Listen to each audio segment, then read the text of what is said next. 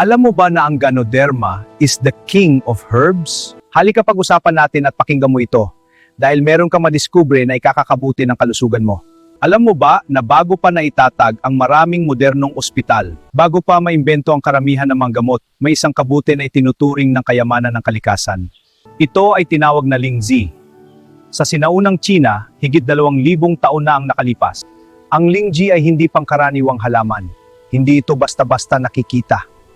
Tumitira ito sa malalalim at biring kagubatan, parang isang lihim na regalo ng kalikasan. Ang ibig sabihin ng Ling ay banal o espiritual, at ang Zi ay halamang may kapangyarihan. Kaya ang Lingzi ay kilala bilang divine mushroom o ang banal na kabuti. Sa mga lumang aklat ng medisina ng China, ito ay inilagay sa pinakamataas na kategorya ng mga halamang gamot.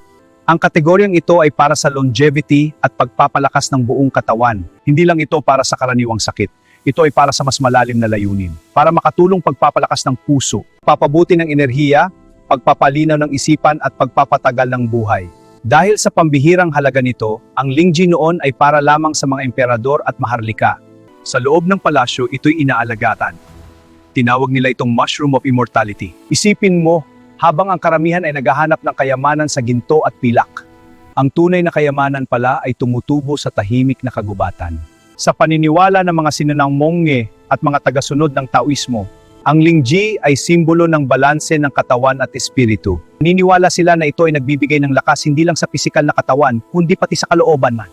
Lumipas ang panahon, ang dating lihim ng mga emperador ay unti-unting nakilala sa iba't ibang bansa.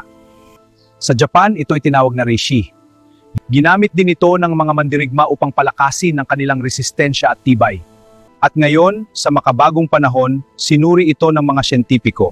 Natuklasan nila ang mga natural compounds nito, mga polysaccharides, triterpenes at beta-glucans, na tumutulong sa immune system, kaatay, puso at sa pangkalahatang kalusugan. Mula sa pagiging bihira at eksklusibo, ang hari ng mga halamang gamot ay naging abot kamay ng marami. Hindi na ito para lamang sa emperador.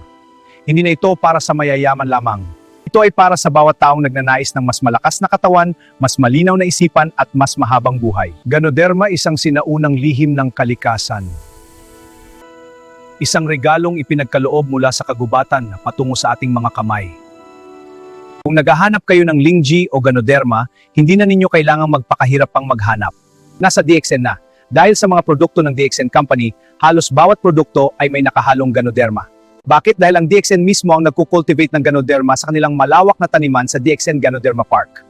Sa katunayan, ang DXN ay isa sa may pinakamalawak na cultivation ng Ganoderma sa buong mundo. At ngayon ang tanong, kung ang mga emperador noon ay pinahahalagahan ito bilang kayamanan. Ikaw ba, handa mo na rin bang pahalagahan ang iyong kalusugan? Kung mahalaga sa iyo at ikaw ay naghahanap ng solusyon sa problema mo sa kalusugan, just comment Ganotherapy para mapag-usapan natin kung paano ka matulungan ng Ganoderma.